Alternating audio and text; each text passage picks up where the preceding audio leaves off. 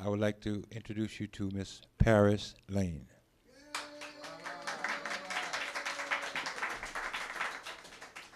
Good evening, everyone, and welcome. The clip that I will be showing tonight gives the background of the enslaved African.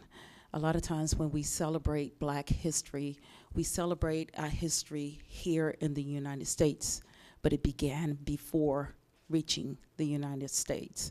And so what I did was I put a collaboration of showing examples of what the enslaved African went through when he traveled here, she traveled here.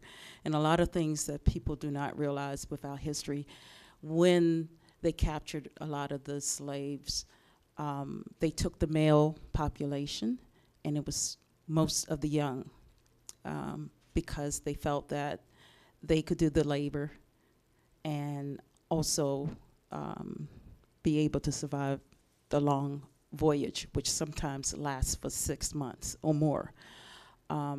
Another thing is that people do not realize that on the ships going across the sea, one of the things that the slave owners would do, or the captains of the ships, would actually lick the skin of the African slave to see how much salt that was in their bodies, because the more salt that you had in your body, it actually proved that you could make that voyage. There were just as many people that didn't make the voyage that were able to survive the voyage. And then you had the problem where when slavery was quote unquote abolished and they were still trafficking people, they were being dumped into the waters as well.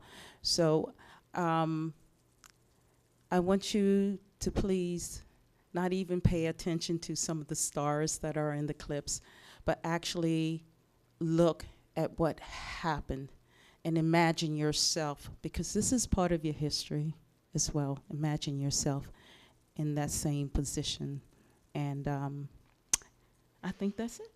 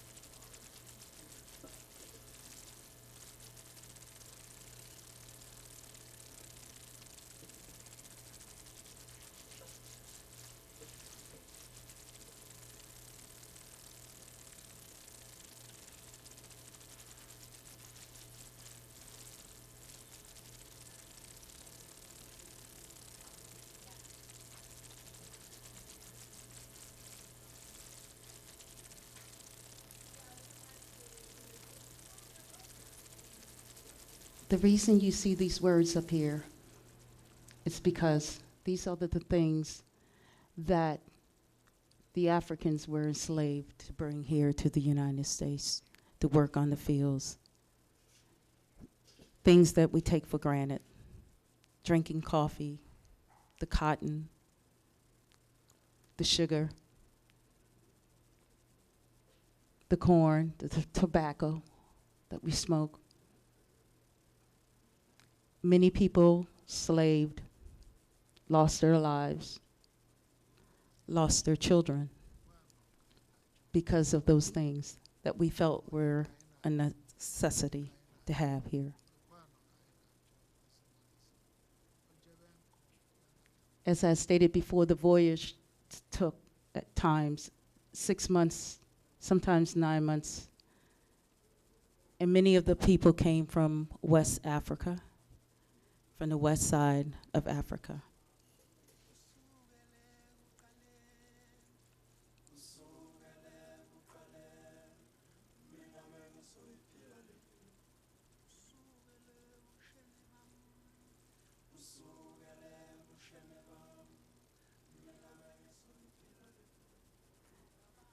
I'm not quite sure why we can't hear this, but this young lady is from Liberia. And she's talking about how, as a child, her grandmother would be walking her and her siblings down the road. And whenever she saw a car coming by, she would grab them and run. And she didn't understand what was going on, and so she had asked her grandmother, why is it that she would always hold them tight whenever she saw a car coming? And her grandmother had explained to her that years ago, even though there weren't any cars, a lot of their children were taken from the village. They didn't know where the kids went to. And a lot of people think that a lot of Africans really knew about the slavery that was happening here in the United States. They didn't. They knew that we were stolen or sold because you had different villages fighting against one another. But they never realized that a lot of the people were taken away the way that they were. And that fear of having kids and family members stolen from you went on from generations to generations to generations to generations. These are photos of slaves here in the United States. I'm originally from Annapolis, Maryland, and Annapolis, Maryland is where Kunta Kinte came in on the slave ship, if you know anything about Roots and Alex Haley, the book that he wrote. The center of our town was one of the largest slave ports. The town was established in 1649. My great-great-great-grandmother was one of the slaves that the church owned in the center of the town.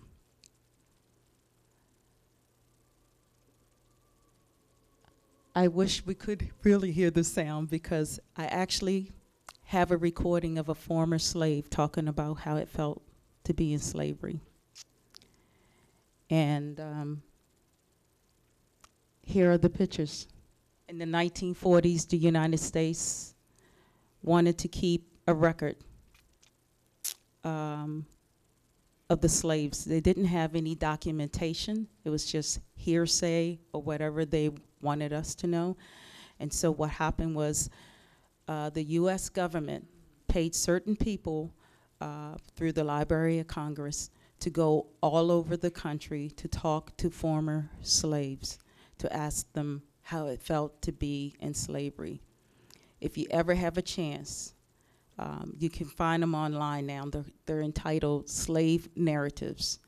And you can actually hear former slaves talk about how it felt to be in slavery.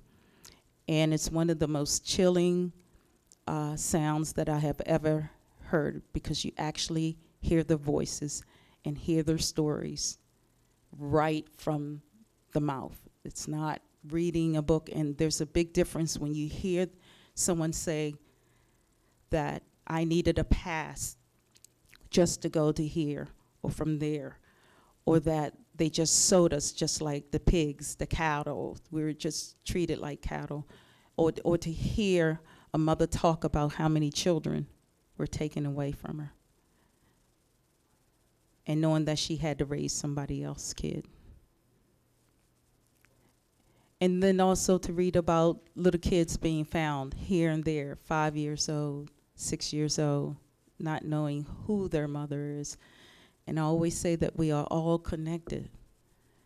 And that's why sometimes you see somebody all the way across the country that might look like a cousin. You never know. That might really be your cousin. So. And right here, this young lady is doing, I was asking about music. This young lady is talking about spirituals. And because there was a lot of kids in this day and time,